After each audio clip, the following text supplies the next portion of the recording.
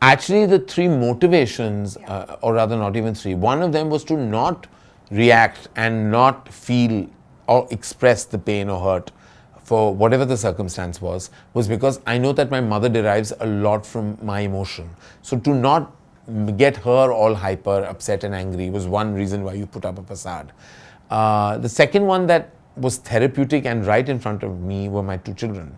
Like just hugging and holding them is like, life is the most beautiful place. No matter what any troll or negative person or anyone says anything about you that is negative, you've got your children to hold and hug. I mean, like, it's the best therapy in the world. Thirdly, also for my organization, I felt, because I was leading it, that if I'm leading it and I'm crumbling and, you know, kind of like under the pressure or whatever, how will I lead an organization? So there are many motivations that keep you, you know, upbeat and alive. And of course, in life, you deal with repressed energy much later, and you go through what you call PTSD or, you know, whatever else, which is important and critical to address, which is why I realized that going to a therapist or a psychologist is sometimes essential. Because sometimes that medical advice that comes to you from trained professionals,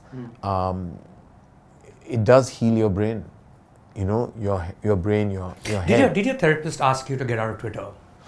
No, that was an instinctive decision I made when I started reading abuse to my children.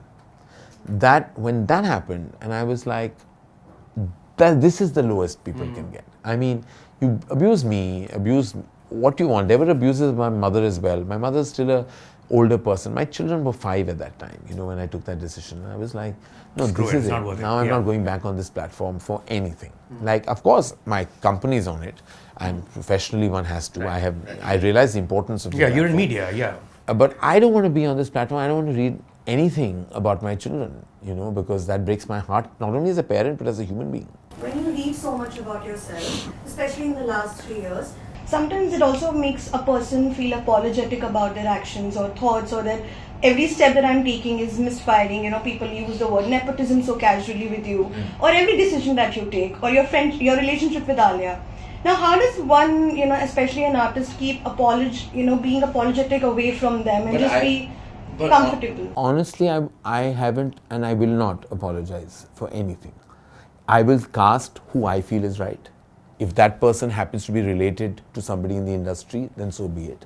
Alia is like my first child. I will always love her in public, in person, and she will always be part of my life. And you can keep saying things, you can call me what you want, you can call me all the names you want. Eventually, that negativity is eating that person up, not me. I'm rising above it. I'm taking the high road. And when you take the high road in life, none of them, you cannot change your way of being because of what people say. That is something I firmly believe, and I've always done that. I've done what my heart believes in.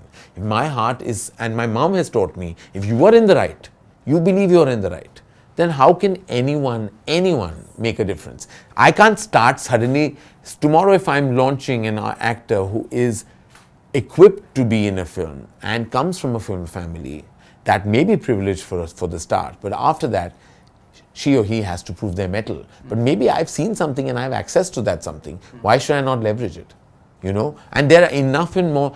We do the math, you know, in our organization.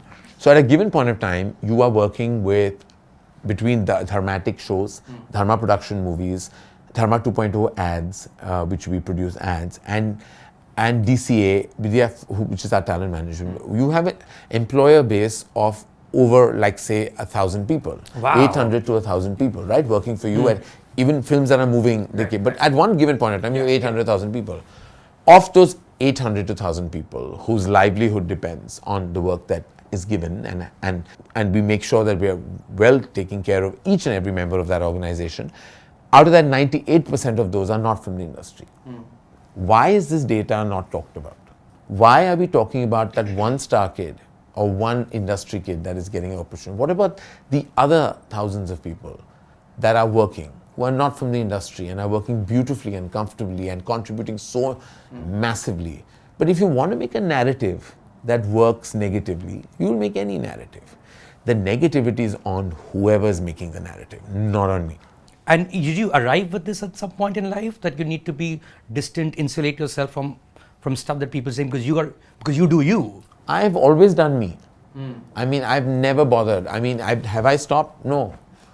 It's not that I've stopped casting people from the industry or I've isolated myself from the sheer wonderfulness of Alia Bhatt. I have not listened to anyone.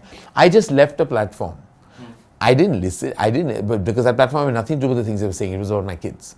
I didn't want to read that. That to me is, and whoever is a parent in this room will know that you'll take anything. You'll take anything about anyone. Your child, you can't take anything. And I don't know who to fight, right? Those people, I don't know who's house. They're nameless, faceless people, and some who have names also, I don't know what kind of names they have. So, who do I go and fight with? I'd rather just exit. Subscribe to Midday India.